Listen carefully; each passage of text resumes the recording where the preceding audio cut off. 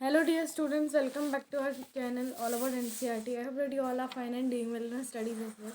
तो dear student, जैसे कि आप लोग जानते ही हैं, आपका क्लास 9th आर्टिफिशियल इंटेलिजेंस में एक चैप्टर है बेसिक्स ऑफ डेटा लिटरेसी। बहुत इंपॉर्टेंट चैप्टर है, बहुत बार एग्जाम्स में पूछा भी जाता है, तो ये चैप्टर आपको पढ़ना काफ़ी ज़रूरी हो जाता है। ठीक है, बेसिक्स ऑफ डेटा लिटरेसी। तो मैं जो बुक यूज़ कर रही हूँ आपको ये चैप्टर पढ़ाने के लिए, वो बुक है आपकी गोयल ब्रदर्स प्रकाशन से।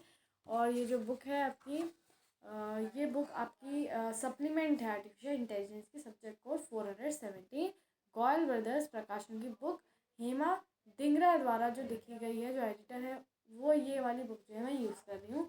आप ये बुक यूज़ कर सकते हैं। मैं ये वाली बुक आपको पढ़ाने के लिए यूज़ कर रही हूँ, आप कोई दूसरी बुक भी यूज़ कर सकते हैं। ठीक है, मतलब पढ़ाया आपको सब में एक ही चीज़ रहेगी। ठीक है, तो आप सबसे पहले देख लेते हैं इसके लर्निंग ऑब्जेक्टिव की। ये जो चैप्टर है ये पढ़ने के बाद स्टूडेंट्स को क्या क्या आ जाएगा। सबसे पहले वो समझ जाएंगे कि डेटा क्या है, understand data. Second, learn about different types of data. ठीक है। Third, understand the difference between data and the information. फिर understand the data is pivotal to artificial intelligence. Then apply the data literacy process framework. Understand the difference between data privacy and data security. तो ये सारे हमारे जो होंगे क्या होंगे, learning objectives होंगे। सबसे पहले हम समझते हैं कि व्हाट इज़ डेटा एक्चुअली में। ठीक है, तो अगर मैं डेटा की बात करूँ, so the concept of data is it limited to the digital world. Even before the computers, information was collected, analyzed, and used for various purposes. For example, historic data might refer to the records, documents, and artifacts that provide information about the past. ठीक है, the word data is plural in its Latin origin, meaning things given or information that is presented. However, in the modern English uses, it is treated as both singular and plural. The first record use of data in English goes back to 1646. It was primarily used in scientific and academic context to refer to factual information used as basis for reasoning and calculation.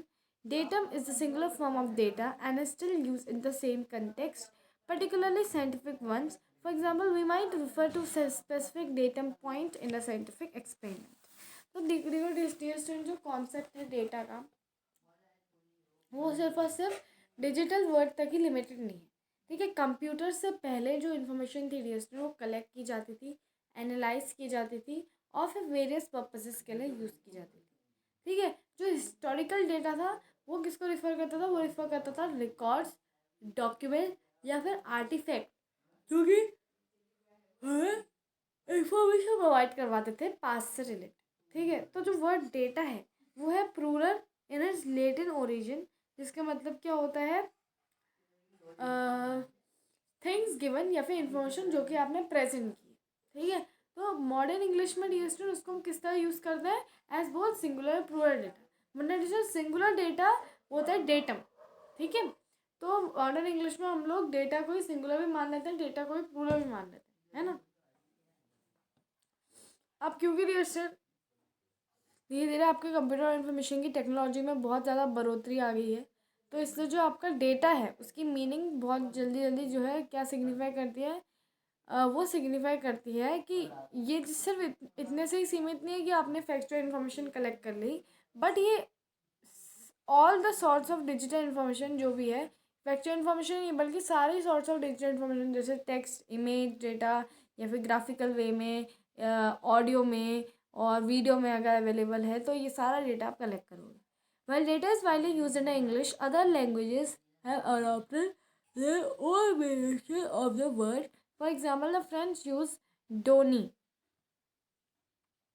and the Spanish datos. The explosion of digital age has led to the coining of many new data-related terms in recent decades. ठीक है, तो मतलब यहाँ पे हमने ये पढ़ लिया है कि भाई किस तरह से डेटा की जो मीनिंग है वो धीरे धीरे चेंज होती है। अब हम लोग नेक्स्ट पढ़ते हैं डी स्टूडेंट। नेक्स्ट आपका है इंट्रोडक्शन टू डेटा लिटरेसी, पर इससे पहले एक और चीज़ है, there are several types of data and each data has its own characteristics, properties and uses. Data comes in different types. Some of the common types of data include text, images, videos, numbers, spreadsheet and sound. तो अब देखो digital data जो है बहुत सारे types में आता है और हर एक टाइप की उसकी खुद की कैरेक्टरिस्टिक्स की प्रॉपर्टीज़ होती है और यूजेस होते हैं। डेटा जो है डिफरेंट टाइप्स में आता है और कुछ कुछ data common types of data जो है वो क्या इंक्लूड करता है, वो टेक्स्ट इंक्लूड करता है, इमेज इंक्लूड करता है, वीडियो इंक्लूड करता है, नंबर्स इंक्लूड करता है और स्प्रेडशीट्स इंक्लूड करता है, ठीक है, और साउंड। तो मतलब ये सारा आपकी चीज़ें हैं। अब हम यहाँ पे पढ़ते हैं इंट्रोडक्शन टू डेटा लिटरेसी। तो अगर मैं बात करूँ डेटा लिटरेसी की, तो have you ever overwhelmed bye all the information online, charts, graphs, statistics? It can be confusing. That's where the data literacy comes in. Data literacy is the ability to read the data, understand, work with and communicate the data. तो dear student, जैसे कि मैं आपको बता रही थी कि data literacy जैसे कि नाम से ही पता चल रहा है, डेटा लिटरेसी मतलब होता है डियर स्टूडेंट कि आप डेटा को किस तरह समझ रहे हो, है ना, और उसको समझ के आप किस तरह रिस्पॉन्स दे रहे हो। अगर आप डेटा को अच्छे से समझोगे तो बहुत सारी चीज़ें जो है उससे अफेक्ट होती हैं, वही चीज़ मैं आपको बता रही हूँ। तो ये यहाँ पे आपका यहाँ पे इन्होंने लिखा है कि ability to read, understand, work with and communicate with data. So it's like learning a new language, but instead of words, grammar, you are learning how to understand information presented in charts, graphs, table and even text. अब ये include क्या करता है, ये include करता है आपका being able to interpret different types of data presented, like understanding the information in graph or a chart, knowing what data means, not just what the numbers are, being able to organize and analyze the data to answer the questions and solve problems, explaining what you have learned from the data to others in a clear and concise way। ठीक है, तो यहाँ पे ये सारी चीज़ें जो है डेटा लिटरेसी इंक्लूड करता है कि आपने सबसे पहले अच्छी तरह से डेटा को समझ लिया, फिर डिफरेंट वेज जो है आपने सीख लिया डेटा को किस तरह से हम लोग प्रेजेंट कर सकते हैं, अंडरस्टैंड करना इन्फॉर्मेशन जो कि दी गई है आपको ग्राफ में, चार्ट में, और समझना कि डेटा से डेटा जो है इतना ही मीन नहीं करता कि भाई डेटा में जो नंबर दिए हैं बस वही देखना है। हम लोगों को डेटा को ऑर्गेनाइज करना आना चाहिए, उसको एनालाइज करना आना चाहिए, और ताकि हम लोग जो क्वेश्चन हमसे पूछे जा रहे हैं उस डेटा से रिलेटेड वो हम लोग आंसर कर सकें, या फिर उनकी जो प्रॉब्लम्स हैं वो हम लोग सॉल्व कर सकें। ठीक है, और आपको जो है एक्सप्लेन करना है what you have done learn from the data to others in clear and concise. ठीक है, अब हम आते हैं इम्पैक्ट ऑफ डेटा लिटरेसी। तो the smarter decision to a brighter future, data is all around us and it is not on it's not only going to grow. Data literacy isn't just a fancy term, it is a critical skill that empowers the people in today's information age. Being data literate empowers you too. तो देशन देखो, from smarter decision to the brighter future. अब हमें पता है कि अगर हम लोग अच्छे डिसीजन लेंगे और हम लोग डिसीजन सोच समझ के लेंगे तो obviously there will be a great impact from these decision to our future, because our future is determined by the decisions that we take on the correct time और the right movement when it arrives. Okay, तो अब देखो dear student, यहाँ पे वो आपको जो है हेल्प करेगा ग्रो करने में। डेटा लिटरेसी डियर स्टूडेंट सिर्फ एक फैंसी टर्म नहीं है, ये क्रिटिकल स्किल है जो कि आपको एम्पावर करती है, आपकी जो इन्फॉर्मेशन आप गेट करते हो उसको एक सही रास्ते में ले जाने में आपको कामयाब बनाती है। तो डेटा लिटरेसी, जब आप डेटा लिटरेट बन जाते हो, आप डेटा को अच्छे से समझ के डिसीजन लेने लग जाते हो, तो क्या क्या क्या चीज़ें होती हैं, let us see. So data literate empowers you to make smart inform choices. Data literacy जैसे कि नाम से पता चल रहा है डेटा को अच्छे से समझना। तो डियर अगर आप डेटा को अच्छे से समझते हो तो आपको जो है वो स्मार्ट इन्फॉर्म चॉइसेस बनाने में हेल्प करता है ना, क्योंकि अगर आप डेटा को एक बार अच्छे से समझ जाओगे तो it's very much true that you will make the correct choice, you will understand that from if I will make this particular choice so what will happen, if I will make this particular choice तो what will happen, right? So that is very important to make smart informed choices. ठीक है, occupies you to make smart decisions in all aspects of life. Critical thinking, तो data जो है surround us but not all of it is created equal. Data literacy help you to analyze information critically, identify the basics, biases and draw your own conclusions. तो discussion देखो, data जो है वो surround करता है हमें, नॉट देखो अब अगर आप डेटा अच्छे से समझोगे तो आपके मन में क्वेश्चन आएंगे, आप लोग ज़्यादा अच्छे से सोचोगे, और जब आप ज़्यादा अच्छे से सोचोगे तो आप क्वेश्चंस पूछोगे, और फिर आपको और भी ज़्यादा अच्छी तरह से उस डेटा के बारे में नॉलेज मिल जाएगी। Be a savvy citizen. तो हमें पता है कि न्यूज़ आर्टिकल्स और बहुत सारी ऐसी चीज़ें होती हैं जिनमें जो है डेटा बहुत ज़्यादा भरा होता है। तो डेटा लिटरेसी हमें हेल्प करता है कि हम ये जो इन्फॉर्मेशन सारी दी है इन चीज़ों में, उसको अंडरस्टैंड करें और अपने खुद के ओपिनियन जो है फॉर्म करें। Next is prepare for the future. So we know very well that many jobs today involve the working of the data. ठीक है, whether it is analyzing the marketing trends or interpreting the scientific research. Data literacy can give you a head start in data driven world. तो अब देखो इसमें बहुत सारी jobs ऐसी होती हैं जो कि इन्वॉल्व करती हैं working with the data, right. चाहे वो डिएसएम जो है आप मार्केटिंग ट्रेंड्स के साथ वर्क करने की बात हो, चाहे वो जो है डिएसएम आपका क्या हो कि साइंटिफिक रिसर्च में इंटरप्रेट करना हो। डेटा लिटरेसी जो है आपको एक हेड बनाता है इस सारी चीज़ों में एकदम स्टार्ट करने में, क्योंकि आप अच्छी तरह से बेटर डिसीजंस ले पाते हो। Then next is enhance communication. So we know very well, dear student, if you will understand data nicely, if you will be the data literate, so it will be very easy for you to enhance the information, enhance the communication that you have having, right? Because अगर आप data समझने लग जाओगे तो आप अच्छी तरह communicate कर पाओगे, बिकॉज आपको पता है कि उस डेटा में क्या दिया है और आपको क्या बोलना है, राइट। तो अब नेक्स्ट है रिड्यूस मिस इन्फॉर्मेशन। तो dear data literacy empowers individual to identify the misleading information resist manipulation। ठीक है, मैनिपुलेशन कह रही थी मैं, मैनिपुलेशन कोई भी वर्ड नहीं होता है, मैनिपुलेशन वर्ड होता है। I am very sorry for that. तो अब देखो रिड्यूस मिस इन्फॉर्मेशन, अगर इस आप लोग डेटा अच्छे से समझने लग जाओगे, so obviously you will not misinform somebody, because you know what is the information that is given in the data, and you will be explaining that particular information to other people also, right। तो अब next है how to become the data literate. तो ये तो मैंने आपको impacts बताए data literacy के, अगर आप डेटा लिटरेट बन गए तो what will happen. Now, how to become the data literate? This is a very important question, because after seeing the benefit, you must be thinking that now you have told us all the benefits, but how to become the data literate? So to become the data literate, dear students, सबसे पहले embrace curiosity। तो embrace curiosity का मतलब ये हुआ कि आप questions पूछो। आप जितना ज़्यादा dear students क्वेश्चंस पूछोगे उतना ज़्यादा जो है आप इन्फॉर्मेशन को हर एक जो है पहलू से समझ पाओगे। आप हमेशा क्यूरियस रहो, डेटा जो आपको मिला है हमेशा क्वेश्चंस पूछने का ट्राई करो कि अच्छा अगर ऐसा हो तो कैसे हो, तो उससे आप जो डेटा आपको दिया है उसको आप बहुत अच्छी तरह से क्लियरली समझ जाओगे, और then it makes very easy for you to explain to other people also in very concise way. Learn data basics. अब देखो understand the difference between quantitative and qualitative data, है ना। डेटा बेसिक्स आपको समझने पड़ेंगे। ऐसा नहीं होता डीएसएम कि आपको डेटा दिया है कैसे आप पढ़ोगे उसको, कैसे डेटा पढ़ोगे।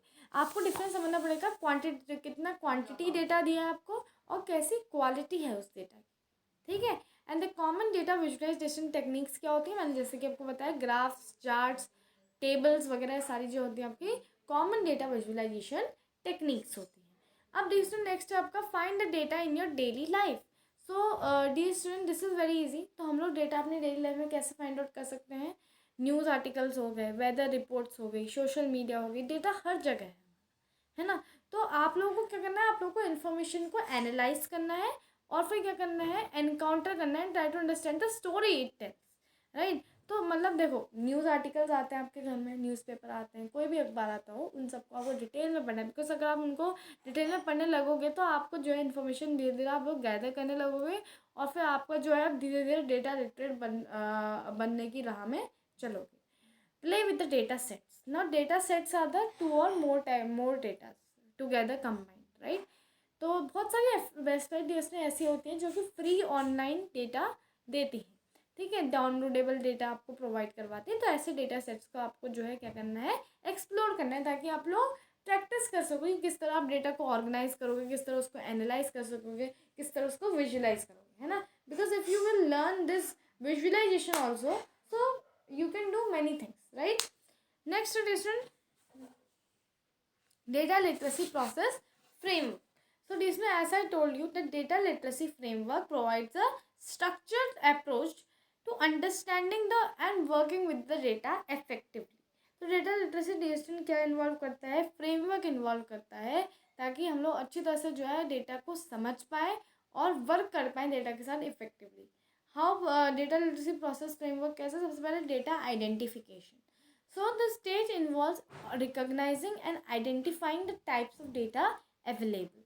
It includes understanding the sources of data, formats, and potential relevance to the organization's goal. तो अब देखो इस स्टेज में डियर स्टूडेंट्स जो रिकॉग्नाइजिंग होती है, recognising and identifying the types of data available. तो इस वाले स्टेज में हम लोग जो है रिकॉग्नाइज करते हैं, ठीक है, आइडेंटिफाई करते हैं जो कि डेटा हमारे पास अवेलेबल है, ठीक है. तो इसमें आपको आपको जैसे आइडेंटिफाई करना होता है डेटा को, ठीक है. So basically, I mean to say this, that we have to first identify the data, what the data is particularly saying to us. Then next is data collection.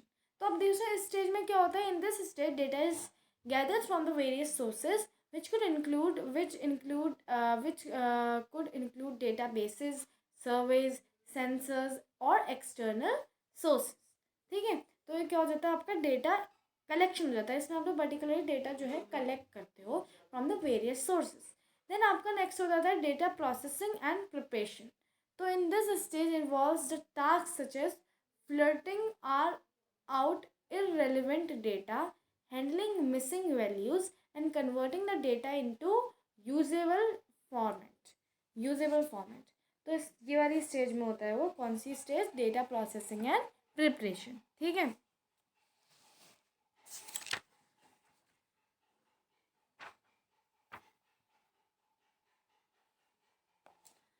Next is data analysis. तो जैसे कि होता है इस stage में क्या होता है, इस स्टेज में डियर स्टूडेंट डेटा जो है एनालाइज किया जाता है to drive the insights, trends और पैटर्न्स. सो एनालिसिस टेक्निक्स में include descriptive statistics, data visualisation, predictive modeling और machine learning algorithm depending on the goals of the analysis. तो अब डिस्टेंट तो ये स्टेज होती है डेटा एनालिसिस. डेटा एनालिसिस में डिस्टेंट आपको क्या होता है, डेटा जो है अच्छी तरह से एनालाइज किया जाता है ताकि हम उनसे जो है कुछ पैटर्न आइडेंटिफाई कर सकें. Because once we will identify the pattern it will be very easy for us to understand the data, right. तो इसमें डेटा विजुअलाइजेशन टेक्निक वगैरह और data analysis very important. Because जितना ज़्यादा आप डेटा को सिंप्लीफाई करने की कोशिश करोगे उतना ज़्यादा आपके लिए अच्छा होगा. बिकॉज अगर आप डेटा को ग्राफ्स में प्रेजेंट कर सकते हो डिफरेंट चीज़ों में, है ना, तो it will very easy for you. Now next is interpretation and communication. So this stage involves translating the technical insights into actionable insight and presenting them in clear and understandable manner. तो ये वाली stage में discussion आप लोग technical insight को actionable insight में convert करते हो, ठीक है, और ट्रांसलेट करते हो, ठीक है, टेक्निकल इंसाइट को एक्शनेबल इंसाइट में, और फिर उनको प्रेजेंट करते हो क्लियर और understandable manner. Basically it means to say that आप डेटा को अच्छी तरह से प्रेजेंट करते हो जिससे कि जो लोग हैं वो समझ पाए. नेक्स्ट है एप्लीकेशन एंड डिसीजन मेकिंग. अब ये स्टेज में क्या होता है, आप लोग डेटा को समझते हो और फिर फीडबैक देते हो या फिर आप लोग डेटा को समझ के जो है डिसीजन बनाते हो. ठीक है. अब डिस्कशन हमारा नेक्स्ट टॉपिक जो डेटा लिटरेसी में आता है वो आता है data security. And this is one of the very important topic because if you will understand this topic you will get 5 marks easily because 5 marks question comes from data security part, right? So data security refers to the protection of digital data from unauthorized access, use or disclosure. It involves safeguarding personal information such as name, addresses and passwords from hackers and cyber threats. तो data security discussion क्या refer करता है, data security refers to the protection of digital data. Digital data का protection कौन से data से, unauthorized वाले data से या फिर कोई भी जो दूसरा डेटा है उससे. सो ये इन्वॉल्व करता है आपका safeguarding the personal information को प्रोटेक्ट करके रखना सच एज नेम, एड्रेस या फिर password from the hackers and cyber threat. और इसके की एस्पेक्ट्स क्या है डेटा सिक्योरिटी के? कॉन्फिडेंशियलिटी, या फिर इसका मतलब क्या होता है? Ensuring the data is accessible to only authorise individuals और सिस्टम। तो ये सबसे पहले हो गया। फिर आपका आता है इंटीग्रिटी, यानी कि guaranteeing the accuracy, completeness and reliability of data throughout इस लाइफ साइकिल, यानी कि आपके पूरे लाइफ साइकिल जीवन भर जो डेटा होगा वो उतना ही अच्छा रहेगा, उतना ही रिलायबल रहेगा, उतना ही एक्यूरेसी उस डेटा की रहेगी। ऐसा नहीं होगा कि उसकी एक्यूरेसी कम हो गई या फिर उस वो जो कंप्लीट डेटा था वो थोड़ा आधा हो गया, वो हट गया, ऐसा कुछ नहीं होगा, है ना। तो नेक्स्ट आपका authorisation. Authorisation mechanism control the what action user can perform on the specific data और रिसोर्सेज, यानी कि ये जो है कंट्रोल करता है एक्शन को जो कि यूज़र ले सकता है एक पर्टिकुलर डेटा में कुछ भी करने को, ठीक है। नेक्स्ट है इंक्रिप्शंस। अब देखो, encoding the data in such a way that it can only be decrypted and read by the authorized parties, यानी कि with a proper cryptographic keys. तो इंक्रिप्शन यानी कि हमें इस तरह से डेटा को एनकोड करना है कि वो डेटा सिर्फ और सिर्फ वो पार्टीज रीड कर सकते हैं, वो पार्टी जो है उसको यूज़ कर सके, जिन्होंने यूज़ कर सके, जो कि ऑथराइज पार्टीज हैं, यानी जिन्होंने डेटा बनाया है। तो इस तरह उनको एनकोड करना है कि ये सब वही लोग रीड कर सकें विद द क्रिप्टोग्राफिक कीज, यानी कि क्रिप्टोग्राफिक कीज ही आपको उसमें रखनी है। अब आता है importance of data security. Now, what is the importance of data security? We are talking about data security in this full chapter, but we need to know that what is the importance, why we have to secure our data. Answer is very easy. सबसे पहले to protect our personal active privacy, protect personal privacy या personal information. तो personal information को secure करना is very necessary decision, because nowadays you must have seen that there are many crimes that people attempt from taking our own personal information. How? First they take our personal information, then they put that personal information, or if you or if they have access to your photos, so they will use your photos to do some raw activity, and like this they commit a crime, and because of which you are arrested by the police, or you have to make so many rounds in police stations. So reason these crimes are because of this only. Then next it prevents the identity theft. So safeguards against the unauthorized access to personal accounts and financial information.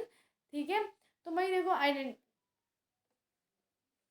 तो अब ये क्या करता है, ये आपका safe guard करता है अनऑथराइज एक्सेस को पर्सनल अकाउंट में, उन पे जो है ये देखता है, और फाइनेंशियल इंफॉर्मेशन, यानी कि पैसे से रिलेटेड आपके अकाउंट नंबर या दीज ऑल थिंग्स, ओके।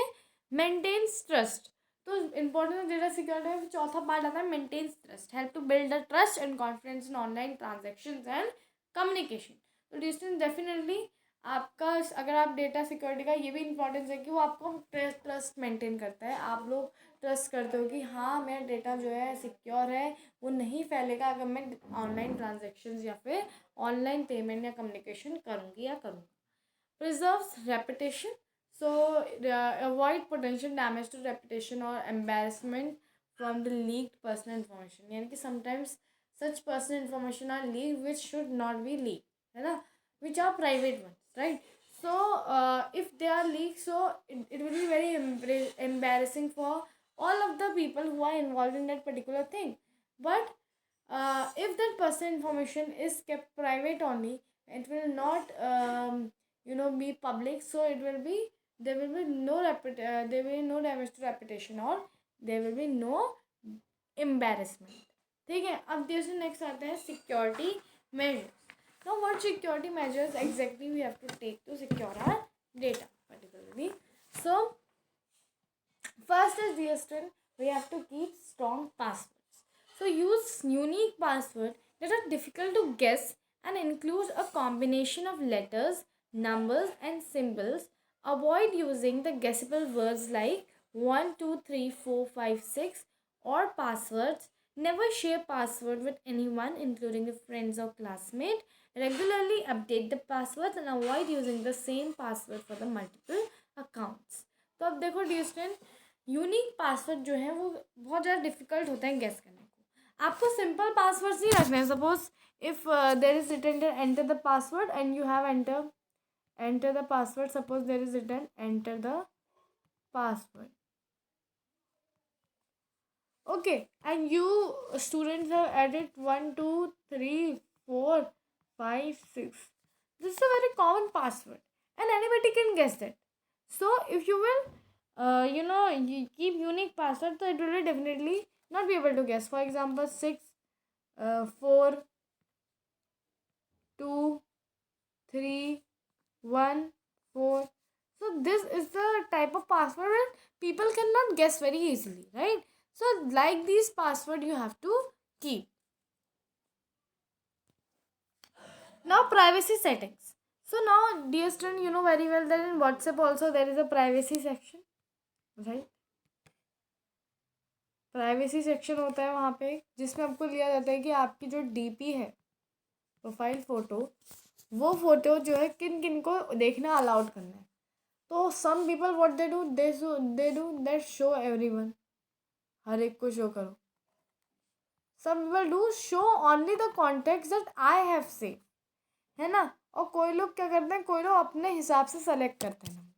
तो ये आपको कुछ ना कुछ प्राइवेसी ऑप्शन डिफरेंट ऐप्स में मिलते हैं. तो हमें ये प्राइवेसी सेटिंग करनी है. जो चीज़ हम लोग अलाउ करना चाहते हैं वो हमें अलाउ करना है, जो चीज़ नहीं करना चाहते हैं वो नहीं करना. ठीक है.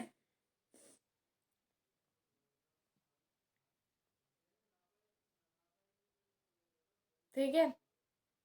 अब डिस्टन यहाँ पे नेक्स्ट है secure connection. Ensure the website uses HTTPS encryption for secure communication and avoid connecting to insecure Wi-Fi networks. ठीक है. तो हमें क्या करना है, सिक्योर करना है कनेक्शन, यानी कि इंश्योर करना है वेबसाइट जो HTTPS है वो हमें इंश्योर करना है कि ये जो है हमारी इंफॉर्मेशन कम्युनिकेशन जो है वो सिक्योर रहे.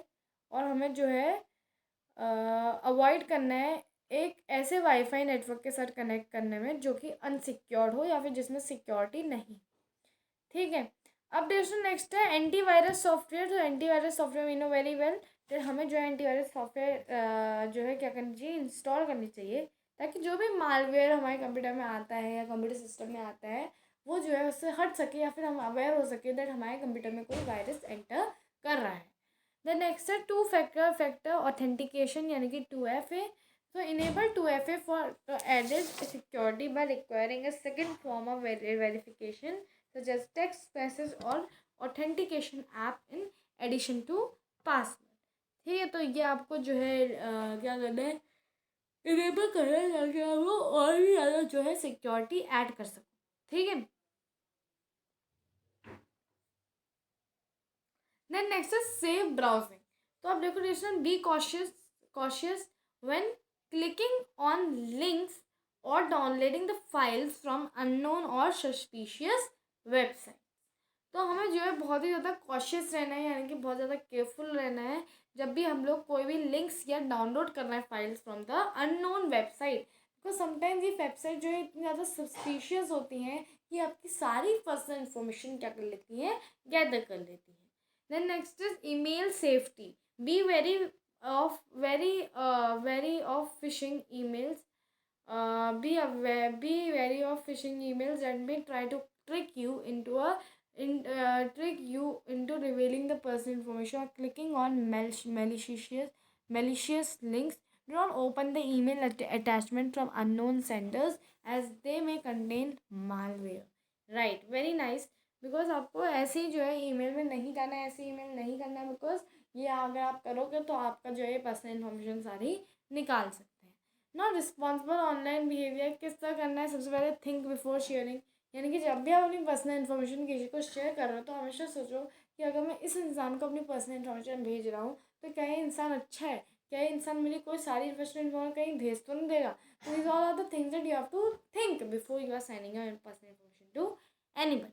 Next is verify resources. तो वेरीफाई आपको करना है credibility of website sources before trusting और शेयरिंग इंफॉर्मेशन फ्रॉम ऑनलाइन. यानी कि आपको करना है, आपको वेरीफाई करना है कि वेबसाइट की क्रेडिबिलिटी क्या है या फिर सोर्सेज बिफोर ट्रस्टिंग और sharing information from online. Next is report suspicious activity. अगर आपको लगता है कोई भी एक्टिविटी सस्पिशियस है या आपके पास लगातार सस्पिशियस ईमेल्स आ रहे हैं, तो आप लोग उनको जो है रिपोर्ट कर सकते हो, रिपोर्ट कर सकते हो, ठीक है। नेक्स्ट स्टडी आपके पास डेटा प्राइवेसी का टॉपिक। तो डेटा प्राइवेसी बहुत इंपॉर्टेंट है, तो काफ़ी छोटा सा चैप्टर है, ज़्यादा बड़ा डेटा है नहीं, तो डेटा प्राइवेसी पे कर लेते हैं अब हम। तो डेटा प्राइवेसी में आपको क्या दिया है,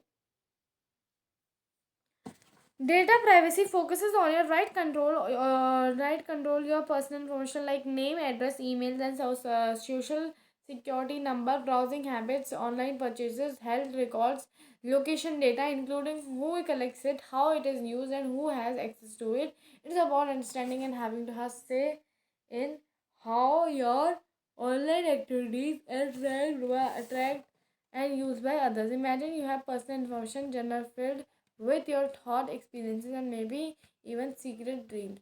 Data privacy is about controlling who gets to read that journal and deciding what information you shared with others, especially online. तो अब डिफरेंट डेटा प्राइवेसी क्या करती है, डेटा प्राइवेसी फोकस करती है your right control on your personal information, यानी कि आप पर्सनल इन्फॉर्मेशन को सिक्योर करने में आपका जो है हाथ, ठीक है। जैसे डियर स्टूडेंट्स, अगर मैं बात करूँ तो लाइक नेम, एड्रेस या ईमेल जो है, ये सारी चीज़ें जो है जो इंक्लूड कर रही है who collects, how it is used, who has access to it. It's about understanding and having a say in how your online activities are looked and used, tracked and used by others. ठीक है, तो privacy, data privacy is very important. Data security तो क्या है कि भाई आपका कोई डेटा पर्सनल इन्फॉर्मेशन है, सपोज वो लीक हो गई, उसको कोई गलत तरीके से यूज़ करके आपके साथ क्राइम हो। Data privacy is to keep your data private because many people use your data, है ना। Many people see your data, many people do different things can do different things on data or may comment different things on your data. So to keep your data private is very important, right?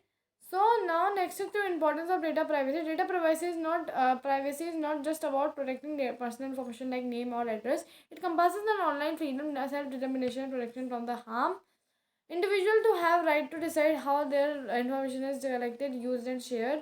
Unchecked data collection may lead to targeted advertising and profiling, potential influencing personal choices and decision. Additionally, data breaches and unauthorized access to can have devastating consequences from financial loss to identity theft. तो ये सारी चीज़ें हमारे साथ हो सकती हैं अगर हम डेटा जो है प्राइवेट नहीं करते। Data security, how you secure your data, right. Data security तो ये है, वो भी डेटा प्राइवेसी नहीं होने की वजह से हो रहा है। डेटा सिक्योरिटी नहीं, मतलब डेटा प्राइवेसी जब आप नहीं रखते हो तो आपका जो डेटा है वो लीक हो जाता है और ये सारी चीज़ें होने लगती है। लेकिन अगर आपने डेटा प्राइवेसी लेकिन आपने अगर डेटा को सिक्योर रखा है, डेटा को प्राइवेट रखा है, तो आपकी डेटा की सिक्योरिटी हो जाती है और आपका डेटा जो है लीक नहीं होती है पर्सनल इन्फॉर्मेशन। तो डेटा प्राइवेसी और डेटा सिक्योरिटी एक साथ रिलेटेड ही है। Data security means how to secure the data and data privacy means that to keep your data private, some information that you don't want to share anybody else, right? You have right to what information is collected by about you, who has access to your information, how is your information used, ठीक है। अब देखिए हम next आते हैं, why is data privacy important. तो data privacy सबसे पहले your online reputation, so everything you share online builds your virtual images. School, employers and even friends can look at your data to form a impression of you, ठीक है। तो जो भी जो है आप शेयर करते हो ऑनलाइन, वो एक वर्चुअल इमेज आपके अंदर बिल्ड कराता है, ठीक है। स्कूल, एम्प्लॉयर्स या फिर फ्रेंड जिनको आप लोग जो है देखते हो, data from an impression of you, ठीक है। और टारगेटेड एडवर्टाइजिंग, तो कंपनी जो है आपका डेटा यूज़ कर सकती है, उनको एड्स में यूज़ कर सकती है बिना आपकी परमिशन के। ना तो आपको पैसा लग जाएगा, ना आपको जो है आपने परमिशन दी, है ना। तो ये कभी कभी जो है इंट्रूसिव फील करता है, because many relatives also see that देखो इसकी इमेज यहाँ पे आई है ना। Laws and regulation to protect your data, ये भी फटाफट पढ़ लेते हैं, ठीक है। So data privacy in India is govern by the personal data protection bill PDPP which was introduced in 2019 and is currently under the review of Indian government. PDPB aims to establish a framework for protection of personal data and rights of individuals in relation to their personal data. Right to individuals. The personal data must broadly include any information that can be used to identify an individual, such as name, address, biometric data. The PDPB also establishes a data protection authority (DPA) to oversee the implementation and enforcement of bills provisions. The DPA will have the power to investigate the data breaches and imposes the penalties on the entities and violate bills provisions. तो ये चीज़ तो देश में वही है कि आप data कैसे प्रोटेक्ट करते हो, और ये चीज़ आप लोग जो है अच्छे से पढ़ सकते हो 3-4 बार, ताकि आप लोग को जो है अच्छे से लर्न हो जाए, आप एग्जाम में आंसर लिखने के लायक बन जाओ. How is data security and privacy related to AI? तो AI से कैसे रिलेटेड है ये आपको समझना पड़ेगा. Data security and privacy are intricately connected to AI in complex relationship. AI models learn and improve by analyzing vast amount of data. This data include the personal information like browsing habits, social media posts, or even facial recognition. As the AI system handle more sensitive data, the risk of breaching increases. Hackers targeting these skewed result targeting these systems could steal personal information and disrupt critical AI applications. Malicious actors could intentionally feed AI system with inaccurate or biased data, leading to skewed result and reliable outputs. The relationship between data security and privacy and AI is a complex balancing act. As AI continues to evolve, finding ways to leverage its power while protecting data and privacy is essential by implementing strong security measures, developing transparent AI model, and empowering users.